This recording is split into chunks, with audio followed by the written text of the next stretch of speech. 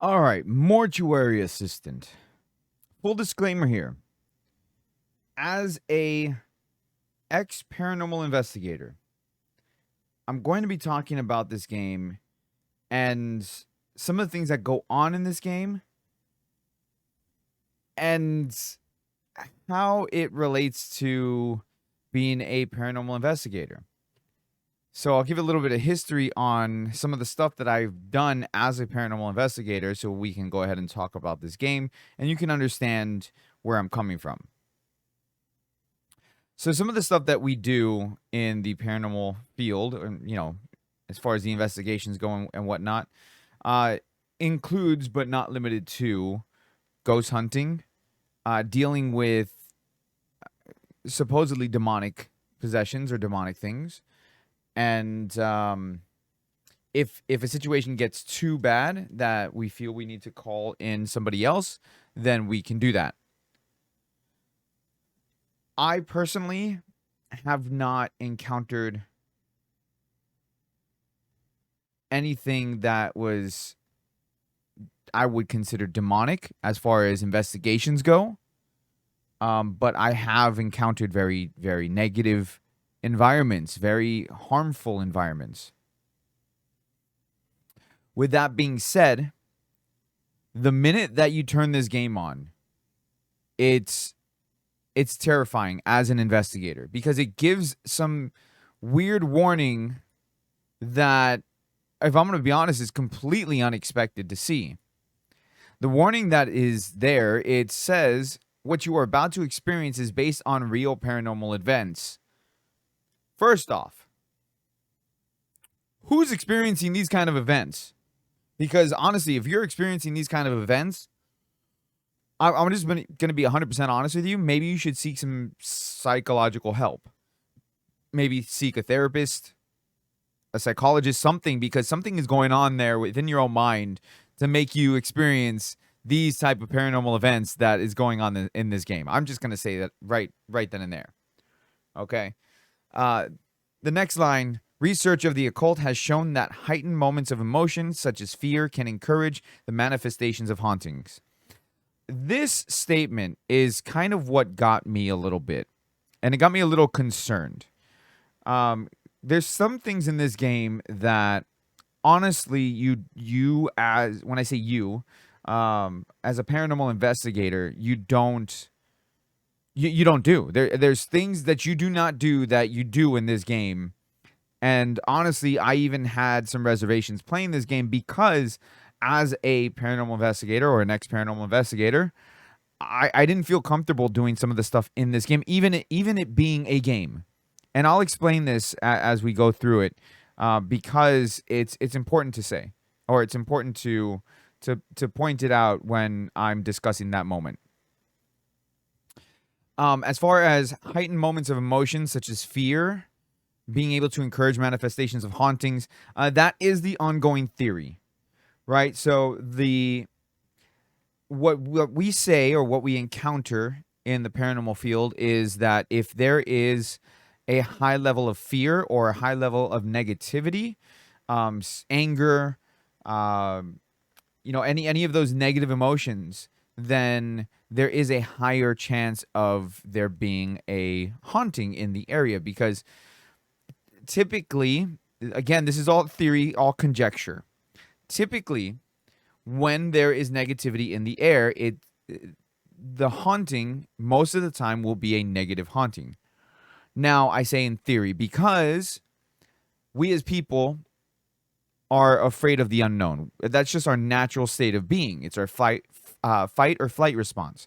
If we are facing an unknown entity or anything that's unknown, we start feeling those emotions such as fear, anxiety, anger, all of that, because we don't know what's going on. It's that same kind of uneasy feeling that you get if you're standing in a completely dark room.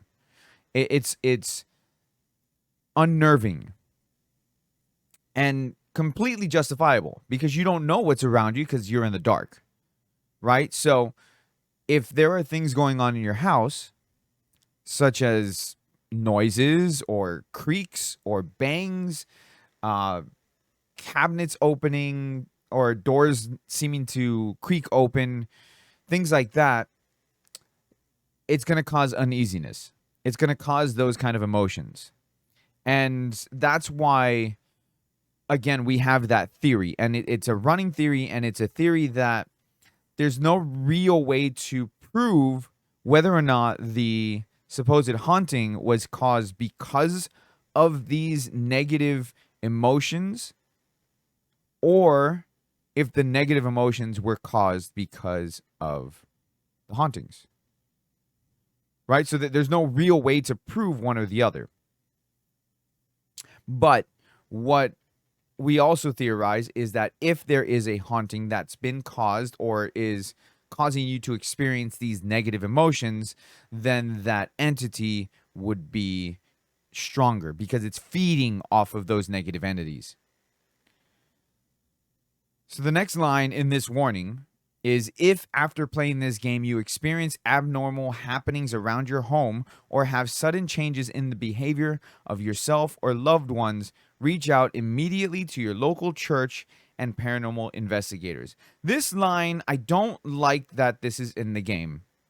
I don't like it. The reason why I don't like it is because it's putting a warning out there that almost seems like you as a player could potentially be possessed, or could open up a gateway to the other side to allow something to come through from just playing this game. This is why this warning, again, as a paranormal investigator, should not be in this game. Because this warning, what this does is it creates that fear. It creates that uneasiness.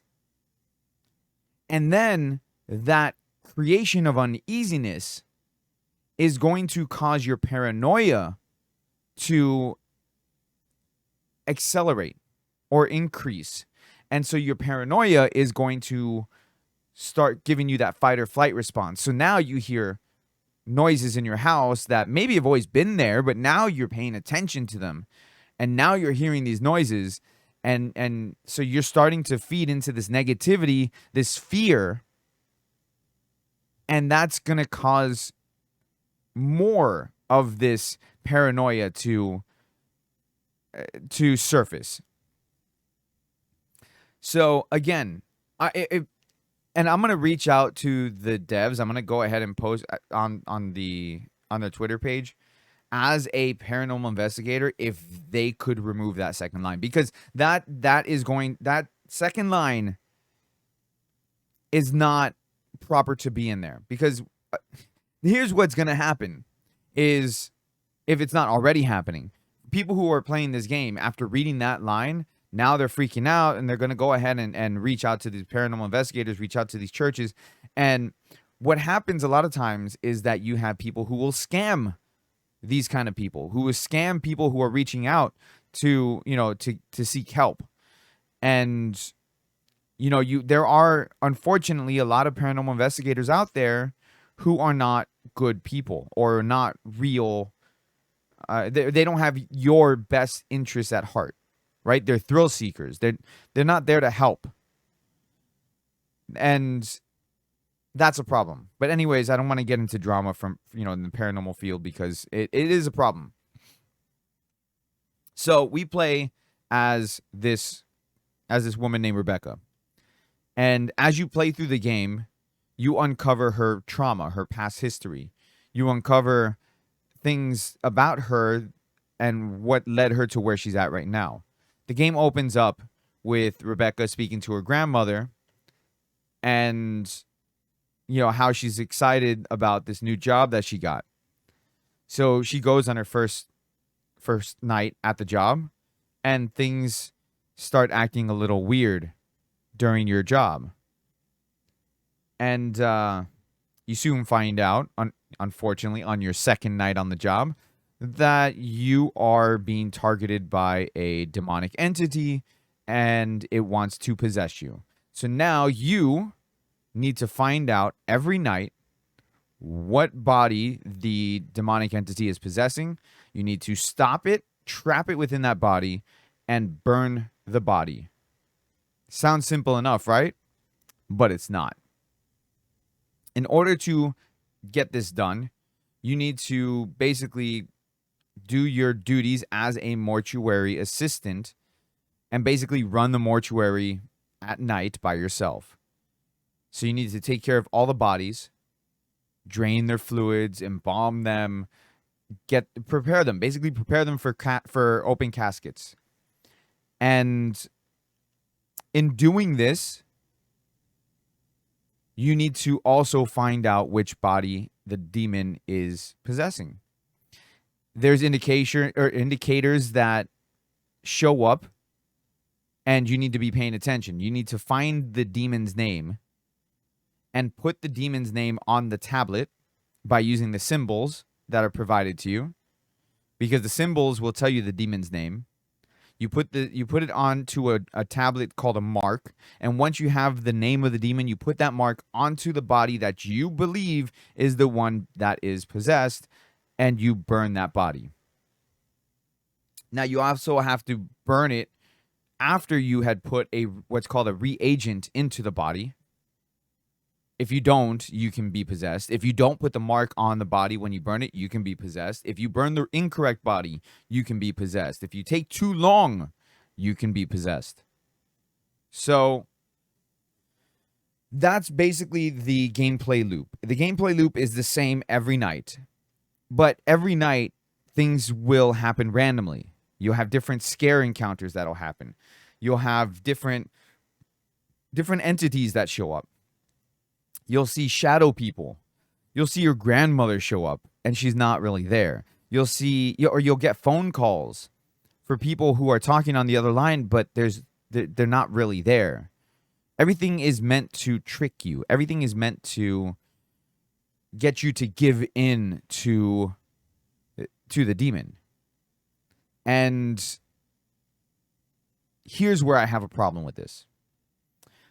I have a problem with this as a paranormal investigator, because one of the things when it comes to demonology, when it comes to demonology, and yes, I have done some studies in demonology, mainly because there was a time where people wanted me to become a demonologist. I didn't do it. I decided not to do it for my own personal reasons. And so anyways, I did look into this stuff. I did speak with different people to, kind of study this for a little bit to see if this was something I wanted to do. And one of the things that you're not supposed to do is to say the demon's name, right? Because what happens when you say the demon's name is that you give it power. This is a theory. Okay? This is the theory. When you say its name, you give it power. You give it the ability to basically come into the world, because you're conjuring it in a way. Much like in the same way that if there is a demonic possession going on, you need to know the demon's name so that way you can get rid of it. But it's kind of one of those things that, because us as players of the game, we're not supposed to say the name of those said demons. And that's where I have a problem. And it's a big problem.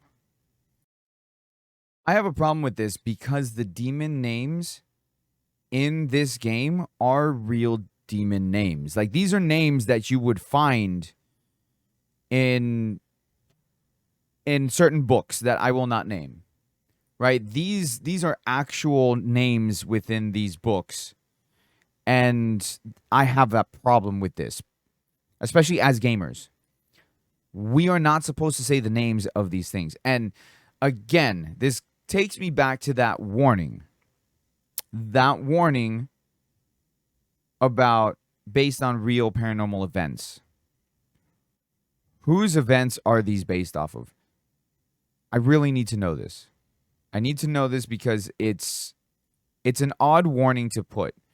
It could be a warning just to build up, tension for it, but at the same time, why would you do that? Why would you put this kind of warning there?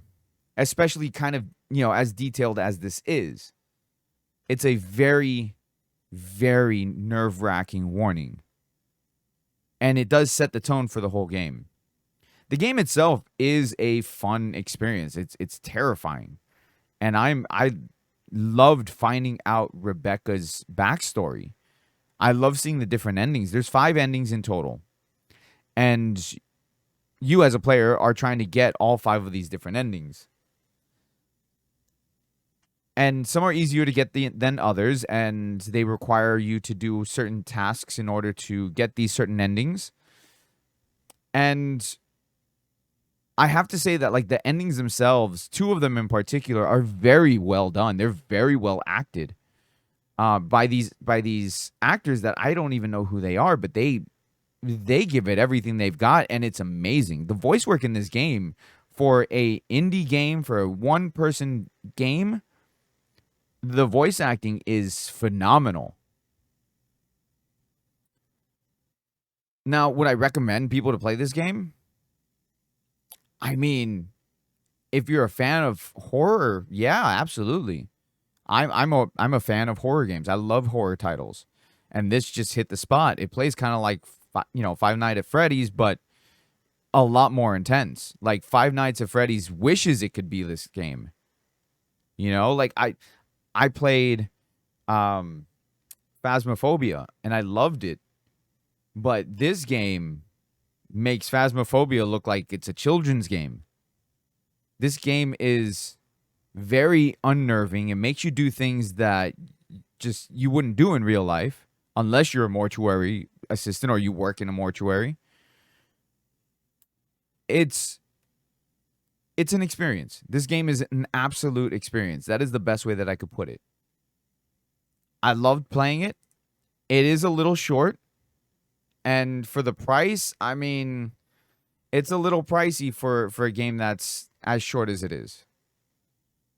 I'm sure it'll go on sale. But again, the game is phenomenal, and I'm sure that the game will get we'll get updates here and there. Maybe they'll add more endings to it. I don't know. But overall, like it is a very, very good game. But I'm just not sure that everybody should play it. Because, like I said, as a paranormal investigator, this game is it's a bit much. It's a bit much.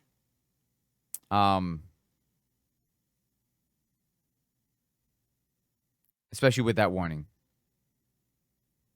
But if you are playing this game, let me know how you feel about it down below in the comment section. I thank you for watching. And please, everybody, stay safe. And don't call me if things go wrong. I won't answer.